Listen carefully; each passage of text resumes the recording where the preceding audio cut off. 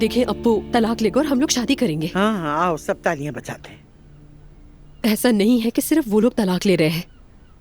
मैं यहाँ हमारे दरमियान सब ठीक करने आई हूँ और आप क्या कर रही हैं? ये तो तुम देखो कि तुमने क्या किया है। ठीक है मॉम, मैं आपका घर छोड़ दूंगी और चली जाऊंगी 2 दिन में। बेवकूफी मत करो। आप ही ने निकलने को कहा था ना। आपने कहा था निकल जाओ मेरे घर से, तो क्या हो गया अब? तुम्हें अब तक समझ नहीं आया? अब्दुल्ला साहब का जब तुमसे दिल भर जाए और तुम्हें छोड़ दे, तब तुम्हारे पास लौटने के लिए कोई जगह तो हो। मुझे यकीन नहीं आ रहा है वाकई में।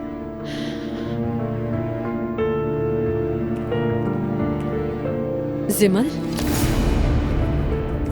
तुम्हें बहुत याद किया मैंने। नानी जान आप ठीक हैं? मैं ठीक हूँ बेटा, ठीक हूँ। तुम भी ये करोगी? ठीक है।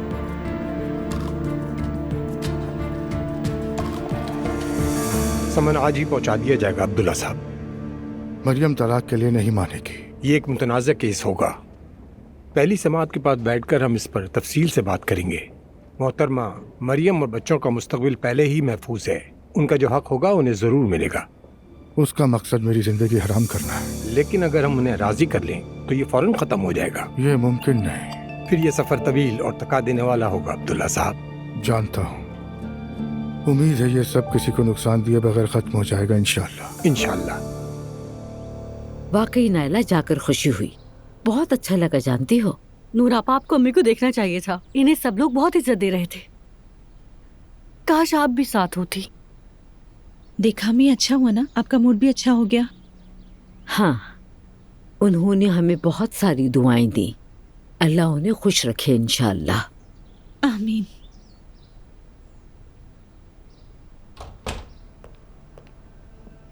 आपा ये आपके लिए आया है। हयात, ये क्या है?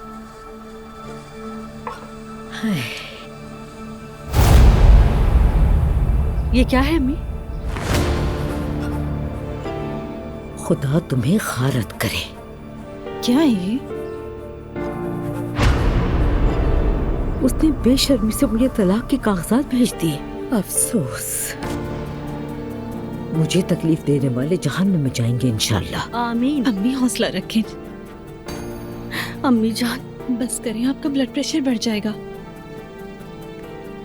फोन करो उन्हें। पहले आप रिलैक्स हो जाएं। ना फोन करो।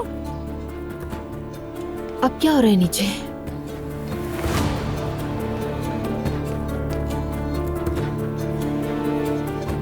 मुझे तो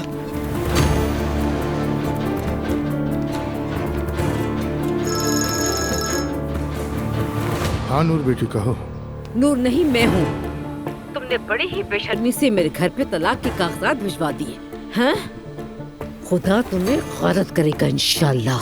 मुझे उस वक्त से नफरत हो रही जिस वक्त मैंने तुमसे मोहब्बत की। मैंने तुम्हें सब बता दिया था मरियम, ऐसा मत करो। तुमने क्या बताया था? क्या बताया था तुमने?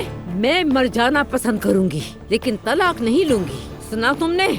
तुम्हें जो कुछ करना है मेरे मरने के बाद कर लेना, लेकिन अब्दुल्ला जब तक मैं जिंदा हूँ तुम उस औरत के साथ नहीं रह सकोगे। मैं इजाजत नहीं दूंगी। सुना तुमने?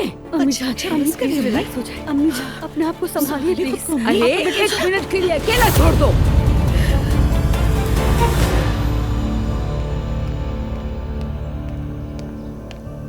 वहाँ क्या हो रहा है? क्या हो रहा है वहाँ? सामान इसी में रख दिया है। हाँ, कहाँ जा रही हो? अम्मी, कहाँ जा रही हो तुम? क्या घर छोड़कर जा रही हो तुम? अपनी मॉम के घर जा रही हूँ। इससे भी एतराज है आपको? इसे इस माहौल में नहीं रख सकती। तुम जहाँ जाना चाहती हो जा सकती हो, लेकिन ये यहीं रहेगी। छोड़े मेरी बेटी। तुमने सुना नहीं? अम्मी आप ये क्या कर रही हैं? बस करें। अम्मी ये हमेशा के लिए थोड़ी जा रही है। जवेरिया मेरे साथ जाएगी। छोड़े। ये कहीं नहीं जा रही। क्या मतलब है आपका? मेरी बेटी मेरे साथ रहेगी। नहीं, इसकी कस्टडी हमारे पास है। जब तक इजाजत नहीं ले लेती तुम यहाँ से इसे कहीं नहीं ले जा सकती। सुन लिया? जवेरिया मेरी बेटी है, क्या आप भूल गई है ये बात? बच्ची को कुछ हो जाएगा। ये अम्मी क्या प्लीज कर आप रही जिद हैं? मत करें, प्लीज सब्र करिए। ऐसा ना करें प्लीज। अम्मी क्या कर रही हैं ये आप? अम्मी प्लीज ऐसे मत रोइए।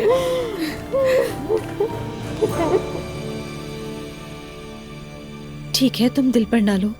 अभी अभी नोटिस आया है, बाबा ने तलाक का केस दायर किया है। अम्मी बहुत परेशान है। मेरा क्या लेना देना इससे? मुझे क्या? ठीक है, रिलैक्स रहो, चीख क्यों रही मुझे हो? क्या करना है कोई ना बताए। मैं जब चाहूंगी अपनी मॉम के घर जाऊंगी और मैं जहाँ जाऊंगी जवेरी मेरे साथ आएगी, सब सुन लेंगे। और धोखा झेलने वाली ये अकेली नहीं है। अब लगता है इनके साथ जो हुआ ठीक हुआ। प्लीज दुआ, ऐसी बातें तो मत करो। दुरुस्त कह रही हूँ मैं। मुझे इनसे हमदर्दी हो रही थी लेकिन ये हकदार नहीं। नूर आपा आपकी अम्मी अच्छी इंसान नहीं है। देखे, जब इनके साथ ये हुआ तो पूरा घर कैसे सर पर उठा लिया इन्होंने। और कुछ ही वक्त पहले जब मैं इस तकलीफ से गुजर रही थी तो क्या कहा? इन्होंने कहा कि गलती ही तो हुई उससे, कौन सी बड़ी बात है। अब समझ आया इस तकलीफ से गुजरना कितना मुश्किल है। तुम बकवास कर रही हो दुआ। मैं बकवास कर रही हूँ, मैं बकवास कर रही हूँ, ये कह रही है नूर आपा। ठीक है, ठीक है, फिर मुझसे बात ना करें आप भी।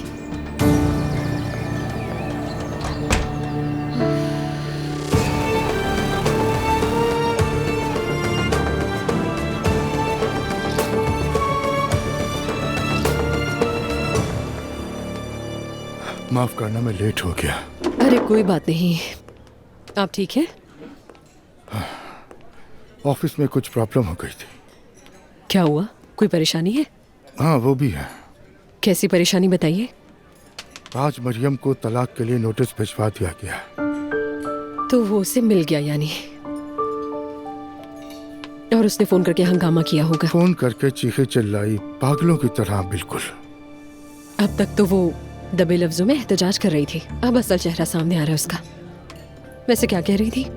कि तलाक नहीं दूंगी।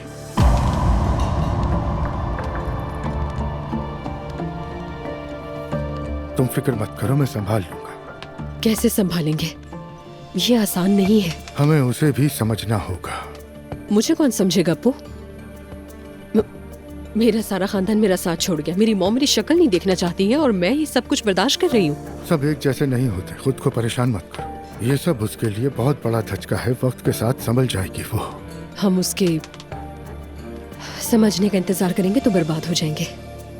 मैं आज घर जाकर मरियम को सामने बिठाकर बात करूंगा। बात करने से क्या होगा?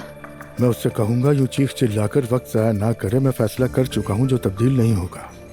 अच्छा ठीक है, जैसा ठीक लगे। तुम ऐसा करो, घर चली जाओ, मैं उससे बात करके तुम्हें लेने आऊंगा। ठीक है। समझ नहीं आ रहा क्या हो गया है उनको। पागल हो गई हैं, गुस्सा निकाल रही हैं खाला का। वो किसी सूरत पागल नहीं है, बस तुम्हें देखते ही जुनूनी हो जाती है, क्योंकि तुम्हें देखते ही उससे अपना शौहर याद आ जाता है। तो इसमें मेरा क्या कसूर है? मैंने थोड़ी छीना है उनका शौहर। मैंने क्या किया? एलिफ, हर किसी को बर्बाद कर दिया उसने। और वो यहाँ आकर मेरे सामने खड़ी होकर कहती है मुझे मोहब्बत हो गई थी। वो उनसे कैसे मोहब्बत कर सकती है? मैं समझ नहीं पा रही हूँ। नहीं, एलिफ से मैं खुद बात करूंगी। बेटा तुम क्या बात करोगी? उसने वापसी के सारे रास्ते बंद कर दिए। कोई जाकर खाला को हकीकत तो बताए कि वो अब्दुल्ला बाबा को नहीं छोड़ेंगी, कभी अलग नहीं होंगी। दुआ, मुझे लगता है कि तुम अब तक ये बात नहीं समझी। वो ये बात नहीं चाहती कि उनका शौहर एलिफ के साथ हो। कोई भी उन्हें बर्दाश्त है, बस एलिफ नहीं। तो क्या वो गलत सोच रही है? तो मतलब ये कि उन्हें खाला से मसला है? बिल्कुल जिमल, ऐसा ही है। यहाँ पर जब हम एक साथ बैठे थे तो उन्होंने ये कहा था। उन्होंने कहा कि अगर तुम हमारी जिंदगी में ना आती तो मसाइल भी ना आते तुम्हारे साथ। नफरत करती है वो मुझसे बेइंतहा मॉम। तुम मुझसे कोई बात नहीं करोगी दुआ, अभी ताज़ा ताज़ा बात है, हालात कशीदा है, सब पुरसुकून हो जाए फिर देखना। तुम अपना और जवेरिया का ख्याल रखो बस, और सबसे दूर रहो, किसी से कोई बात करने की जरूरत नहीं है। जो कहा है वही करोगी। बिल्कुल सही कह रही है तुम्हारी माँ। मुझे नहीं मालूम और कितनी बर्दाश्त है मुझ में। मसलन अगर हम दोनों शादी कर लें तो कम से कम अजलान से कस्टडी ली जा सकती है जवेरिया की। तो फैसला कर लिया है तुमने? उसने वकालतनामा मांगा है, जल्द कार्रवाई शुरू हो जाएगी। तो फिर बेटी तुम्हें थोड़ा और सब्र से काम लेना पड़ेगा। एलिफ से मैं बात करूंगी, शायद उसे अपनी भांजी पर तरस आ जाए और समझ ले। पापा आप बिल्कुल भी परेशान मत हो। कोशिश कर रही हूँ। पहले शादी हो जाए फिर हम बैठकर बात करेंगे दुआ, अभी खुद को परेशान ना करो।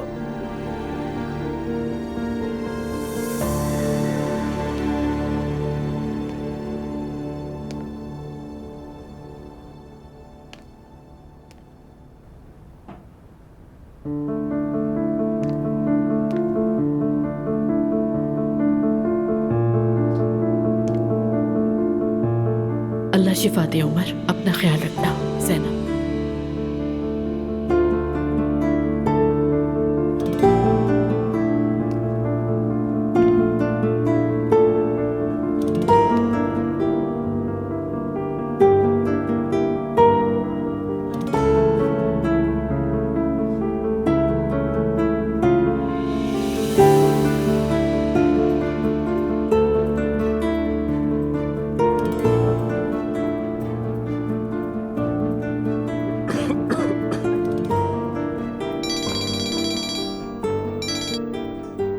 उमर, जैनब हेलो, कैसी हो तुम?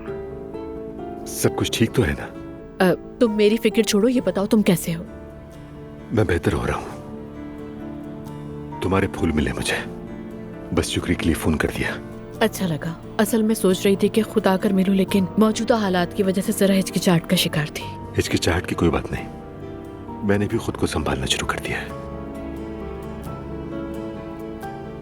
सुनो जैनब, मैं तुमसे कुछ बात करना चाहता हूँ। कुछ हुआ है क्या? बहुत कुछ हो गया है। मुझे हकीकत अब समझ आने लगी है। तुम तो जानती हो मैं घर से बाहर नहीं जा सकता, तो क्या तुम यहाँ आ सकती हो? हाँ हाँ बिल्कुल, मैं आ सकती हूँ, लेकिन अभी एलिफ के पास जा रही हूँ, कुछ काम है, उसके बाद थोड़ी देर में आती हूँ। ठीक है? ठीक है, कोई मसला नहीं, फिर जल्द मिलते हैं। ओके, मिलते हैं।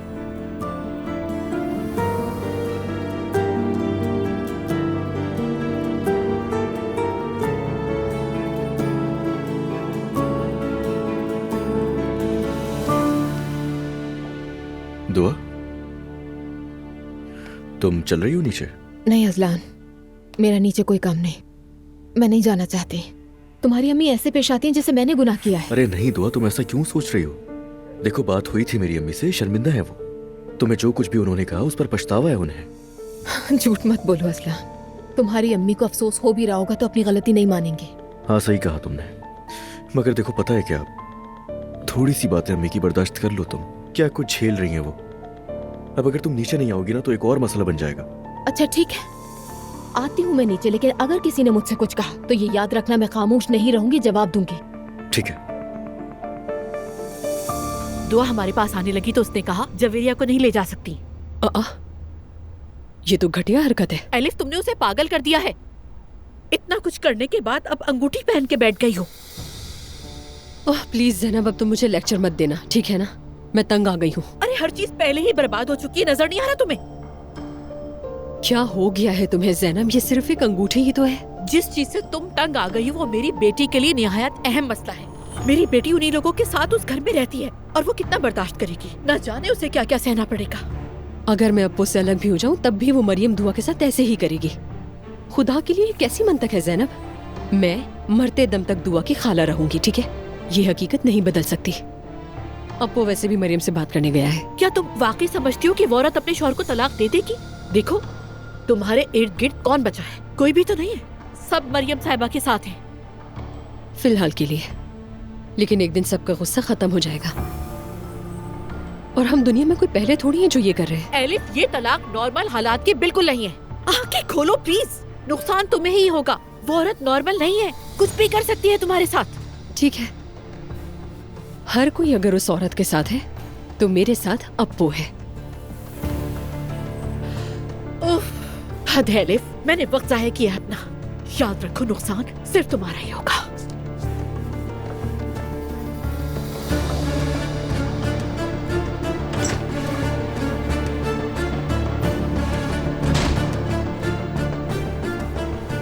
ये सब अब यूं नहीं चलेगा।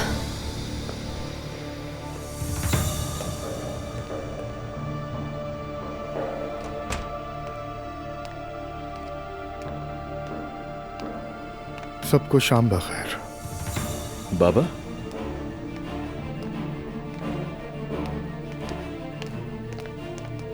मरियम बेगम, चलो बात करते हैं और इस मामले को खत्म करते हैं।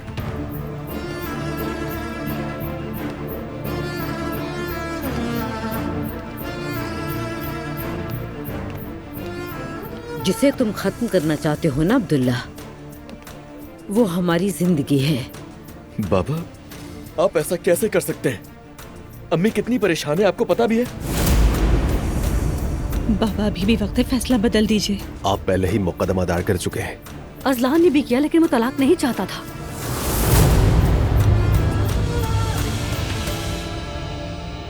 अब खुद ही देख लो अब्दुल्ला, क्या हाल हो गया हमारा। हमें क्या बना दिया, इसका एहसास है? और ऊपर से वो दुआ की खाला है। आपको अंदाजा भी है दुआ इस घर में क्या कुछ सह रही है आपकी वजह से। इस सब के जिम्मेदार आप हैं बाबा। इस सब आपकी वजह से है, आपने हमें बर्बाद कर दिया। मैं रमीज के साथ काम करती हूँ और उससे आंख नहीं मिला सकती। आप ही की वजह से सुमई अम्मी ने अपना काम छोड़ दिया। सबने कह लिया जो कहना था। तुम सबको मुश्किल में डाला, उसके लिए अफसोस है, लेकिन सब मेरी गलती है। एलिफ की कोई गलती नहीं, सिर्फ और सिर्फ मैं कसूरवार हूं। एलिफ का कोई कसूर नहीं। ये कहते हुए शर्म नहीं आ रही ना? अपने 3 बच्चों, बहुओं और दामाद के सामने दीदा दिलेरी से इस औरत का दिफा कर रही हो।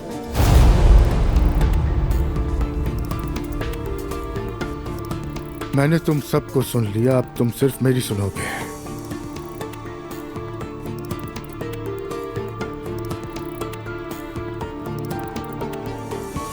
कैसे हो तुम?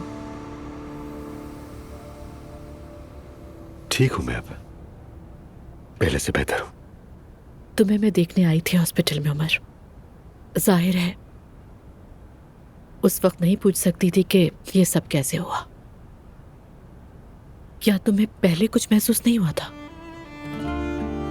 ये मसला तो हमारे उस एक्सीडेंट के बाद से ही शुरू हो गया था। तो मुझे क्यों नहीं बताया? असल में जब शुरू में डॉक्टर ने कहा कि ये इतना बड़ा मसला नहीं है तो मैंने ज्यादा ध्यान नहीं दिया इस पर, लेकिन फिर उसने कहा कि ये काफी जारहाना बीमारी है और मेरे पास जीने के लिए बहुत कम वक्त है। तो मैं उमर, तुमने मुझसे इतनी बड़ी बात कैसे छुपाई? ज़ैनब, उस वक्त मेरे अंदर बहुत बड़ी बड़ी तब्दीलियां आ रही थी। मैं अपने जैसा बिल्कुल नहीं रहा था। सबसे बुरा ये था कि मुझ पर वहम और एक अजीब सी चिड़चिड़ी सी कैफियत तारे होने लगी थी। अरे उमर, तुम एक बार मुझे बता तो देते। तुम्हारे साथ खड़ी रहती मैं। ऐसे हालात में कभी तुम्हें अकेला नहीं छोड़ती। याद है एक दिन तुमने कहा था अगर मेरे साथ कुछ हुआ तो तुम जी नहीं सकोगी।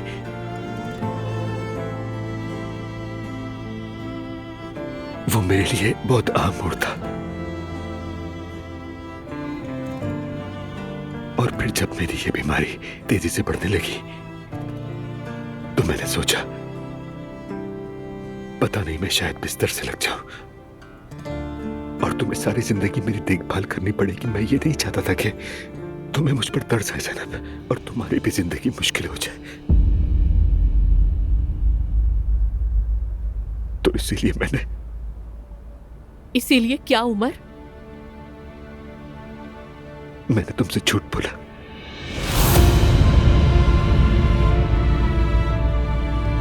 ताकि तुम मुझसे नफरत करो, रिश्ता तोड़ दो और अपनी नई जिंदगी शुरू करो। उमर, तुम्हें अंदाजा है तुम क्या कह रहे हो? ये झूठ था कि मैं किसी और से मोहब्बत करता हूं। जोया मेरी बहुत पुरानी दोस्त है, मैंने उससे मदद ली